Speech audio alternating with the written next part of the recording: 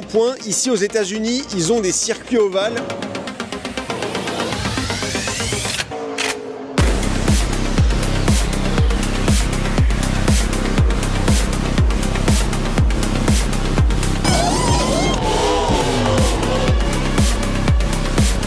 Aujourd'hui, je vous emmène voir une discipline 100% adrénaline, 100% américaine.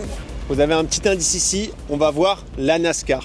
Alors, c'est un sport qui est pas très connu en France, mais c'est vraiment une religion aux États-Unis. On a la chance, mais je vais pouvoir suivre, mais vraiment de très très près, un pilote français. Voilà, c'est le seul et unique pilote français qui est dans la NASCAR. Donc les gars, attachez vos ceintures, on est parti. D'ailleurs, si vous venez de découvrir ma chaîne, je me présente, moi c'est Thibaut, je suis un Français qui habite à Miami depuis presque 2 ans maintenant. Et ma passion, c'est de montrer aux gens un peu des expériences complètement folles aux États-Unis.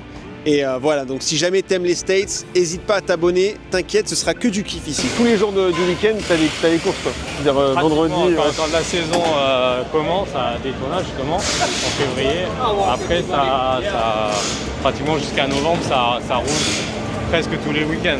Et t'as des pilotes aussi qui roulent dans les 3 catégories, qui roulent dans les 3 championnats nationaux. Okay. Là, moi j'ai 2 pilotes, j'ai un champion de la Cup. J'ai Roche Chastain qui avait doublé tout le monde en frottant contre le mur. L'image, elle a fait le tour du monde. Ah oui, là, ouais. J'ai vu, mais c'est voilà. Banni maintenant. C'est banni.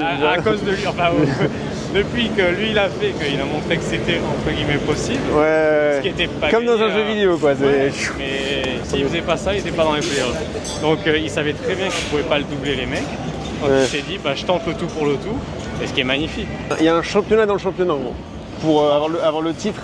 Voilà, en fait, au fur et à mesure, dans les playoffs, ils éliminent des gens qui pourraient gagner le championnat.